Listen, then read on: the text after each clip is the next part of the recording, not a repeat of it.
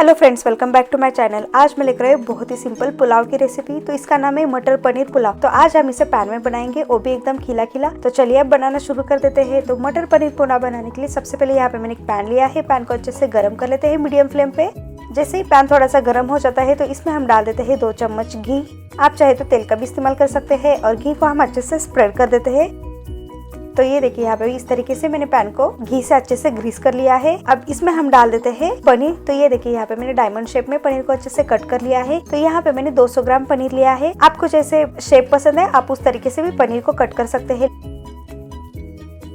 तो ये देखिए यहाँ पे मैंने सारे पनीर को पैन में अच्छे से डाल दिया है और इसे हम थोड़ा सा फ्राई कर लेते हैं। तो हमें यहाँ पे इसे तब तक फ्राई करना है जब तक इसके ऊपर लाइट ब्राउन कलर दिखे। तो यहाँ पे पनीर को फ्राई करना ऑप्शनल है। अगर आप पनीर को फ्राई करते हो तो इसका पुलाव बहुत ज्यादा टेस्टी लगता है। तो इसलिए यहाँ पे आप पनीर को थोड़ा सा फ्राई करें। अगर आपको पनीर और भी ज्यादा सॉफ्ट चाहिए तो आप यहाँ पे ये जो फ्राई किया हुआ पनीर है इसे गुनगुने पानी में थोड़ा सा नमक डाल के इसे 10 मिनट के डुबो कर रख सकते हैं। इससे पनीर और भी ज्यादा सॉफ्ट बनता है। तो ये देखिए यहाँ पे आप देख सकते हैं कि पनीर के ऊपर हल्का सा लाइट ब्राउन कलर दिखने लगा है, मतलब हल्का सा सुनहरा कलर दिखने लगा है। इससे ज्यादा हमें यहाँ पे पनीर को फ्राई नहीं करना है, नहीं तो जो पनीर है वो एकदम रबड़ जैसा लगता है यानी एकदम हार्ड लगता है। तो इसी स्टेज पे हम पनीर को एक प्लेट में निकाल देते हैं। तो ये देखिए यहाँ पे मैंने पनीर को एक प्लेट में निकाल दिया है और इसी घी में हम काजू को भी अच्छे से फ्राई कर लेते हैं। तो यहाँ पे मैंने 20 से 30 काजू लिया है। इसे अच्छे से फ्राई कर लेते हैं गोल्डन ब्राउन हो जाने तक। आप चाहे तो यहाँ पे किशमिश का भी इस्तेमाल कर सकते हैं, उससे भी पुलाव का टेस्ट बहुत ही बढ़िया आता है। तो हमें यहाँ पे लो टू मीडियम फ्लेम रखना है और काजू को अच्छे से फ्राई कर लेना है। तो ये देखिए यहाँ पे आप देख सकते हैं कि काजू के ऊपर बढ़िया सा हल्का ब्राउन कलर आ चुका है। तो इसे हम जो पनीर वाला प्लेट है इसके साथ ही निकाल देते हैं। तो अब चलते हैं अगले प्रोसेस में। तो ये देखिए यहाँ पे मैंने 2 कटोरी राइस लिया है। तो यहाँ पे मैंने बासमती राइस लिया है। आप चाहे तो कोई भी ब्रांड का राइस ले सकते हैं। बासमती राइस से जो पुलाव बनेगा थोड़ा सा खिलखिला बनता है, तो इसलिए यहाँ पे मैंने बासमती राइस का इस्तेमाल किया है। और जो घर वाले नॉर्मल कटोरी रहते हैं उसी से यहाँ पे मैंने मापा है। आप चाहे तो मेजरिंग कप से भी माप सकते हैं। तो अब चलते हैं इसे वॉश करने के प्रोसेस में। तो अब इसमें हम पानी डाल देते हैं और 1 से 2 बार अच्छे से वॉश कर लेते हैं, या फिर तब तक वॉश करें जब तक इसमें से डस्ट और इम्प्योरिटी पूरी तरीके से निकल जाएगा। और यहाँ पे आप देख सकते हैं कि जो ऊपर क्लाउडी वाटर आता है वो भी पूरी तरीके से निकलना चाहिए। तब तक हमें यहाँ पे इसे अच्छे से रगड़ रगड़ के वॉश कर लेना है 1 से 2 बार। तो यहाँ पे मैंने इसे अच्छे से वॉश कर लिया है। अब हम यहाँ पे इसका पानी पूरा फेंक देते हैं। तो ये देखिए यहाँ पे मैंने राइस का पूरा पानी फेंक दिया है। तो हमें यहाँ पे इसे भिगोकर नहीं रखना है। तो अब चलते हैं अगले प्रोसेस में। तो ये देखिए यहाँ पे जो हमने फ्राई किया था काजू और पनीर, उसमें से ही थोड़ा सा घी बचा हुआ है। तो इसी घी में हम फिर से थोड़ा सा घी डाल देते हैं। तो इसमें यहाँ पे मैंने डाल दिया है 2 चम्मच घी। अगर आप चाहे तो इसमें थोड़ा सा तेल और थोड़ा सा घी का भी इस्तेमाल कर सकते हैं, लेकिन घी में पुलाव बहुत ज्यादा टेस्टी लगता है। तो यहाँ पे मैंने घी को भी अच्छे से गर्म कर लिया है। अब इसमें हम खड़े मसाले डाल देते हैं। तो इसमें यहाँ पे मैंने लिया है 2 तेज पत्ता, 1 इंच दालचीनी का टुकड़ा, 7 से 8 काली मिर्च, 4 से 5 लौंग लिया है और 3 हरी मिर्च लिया है और साथ में लिया है आधी छोटी चम्मच जीरा। तो हम यहाँ पे एक साथ में ही सारे खड़े मसाले को डाल देते हैं और कुछ सेकंड के लिए फ्राई कर लेते हैं ताकि इन सबका फ्लेवर घी में अच्छे से उतर जाए। तो हमें यहाँ पे लो फ्लेम ही रखना है और लो फ्लेम पे ही सारा प्रोसीजर कर लेना है। अब इसके बाद इसमें हम डाल देते हैं 1/4 चम्मच इतना हींग को भी एक बार अच्छे से मिक्स कर लेते हैं। अब इसके बाद इसमें हम डाल देते हैं 4 से 5 हरी मिर्च। इसे मैंने बीच में से कट कर लिया है। इसे भी 1 मिनट तक अच्छे से फ्राई कर लेते हैं। अब इसके बाद इसमें हम डाल देते हैं 1 इंच अदरक। तो यहाँ पे मैंने इसे बारीक चॉप कर लिया है। आप चाहे तो इसका पेस्ट भी बनाकर डाल सकते हैं। तो इसे भी हमें कुछ सेकंड के लिए फ्राई कर लेना है। अब इसके बाद इसमें हम डाल देते हैं प्याज। तो ये देखिए यहाँ पे मैंने 2 मीडियम साइज के प्याज को ऐसे लंबाई में कट कर दिया है। तो यहाँ पे मैंने ये पूरा प्याज अच्छे से डाल दिया है और इसे भी हम अच्छे से फ्राई कर लेते हैं। तो इसे हमें 2 से 3 मिनट तक लाइट ब्राउन हो जाने तक फ्राई कर लेना है। तो हमें यहाँ पे मीडियम फ्लेम कर देना है और इसे अच्छे से फ्राई कर लेना है।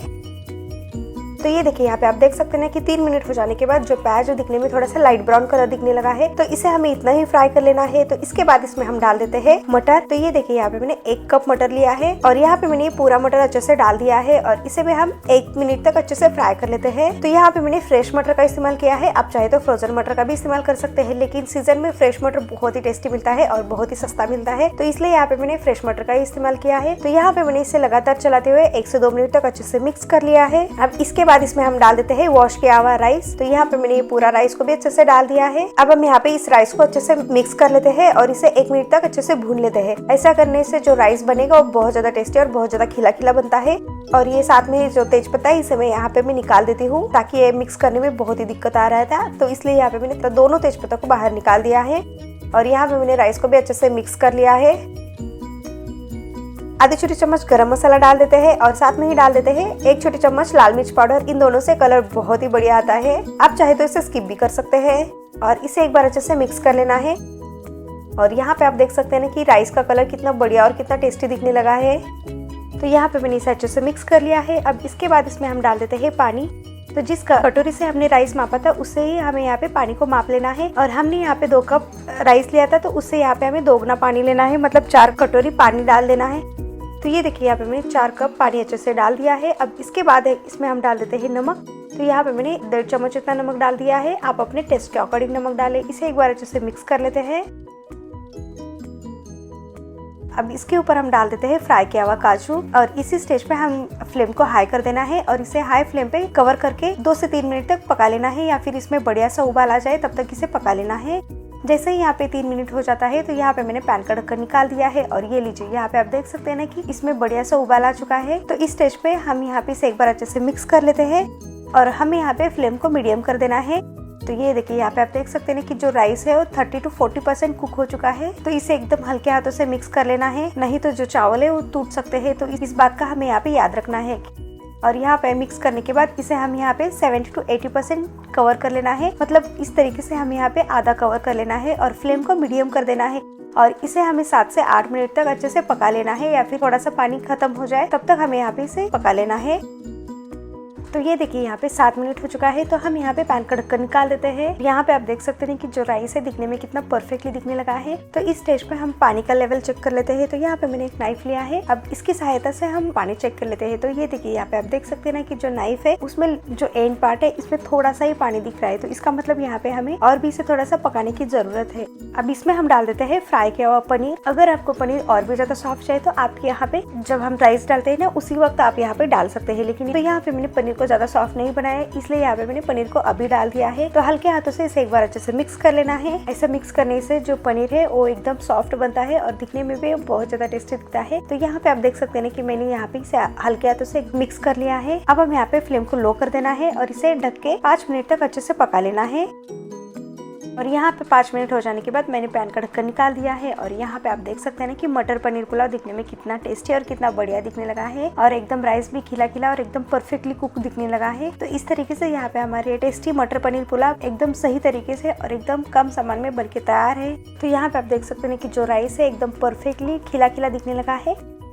अब लास्ट में इसके ऊपर हम डाल देते हैं बारीक कटा हुआ धनिया पत्ता। धनिया पत्ता डालने से दिखने में बहुत ज्यादा टेस्टी दिखता है। इसे एकदम हल्के हाथों से मिक्स कर लेना है और हमें यहाँ पे गैस को बंद कर देना है और इसे ले चलना है सर्व करने के प्रोसेस में।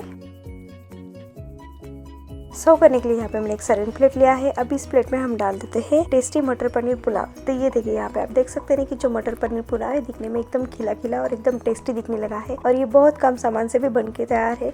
तो आप इसे रायता के साथ खा सकते हैं या फिर आप इस अचार के साथ खा सकते हैं। ये दोनों के साथ बहुत ही परफेक्टली लगता है। तो यहाँ पे आपने देखा ना कि कम समय में एकदम टेस्टी मटर पनीर पुलाव बन के तैयार है। तो आप इस तरीके से एक बार बनाकर जरूर ट्राई करें, आपको ये बहुत पसंद आ जाएगा।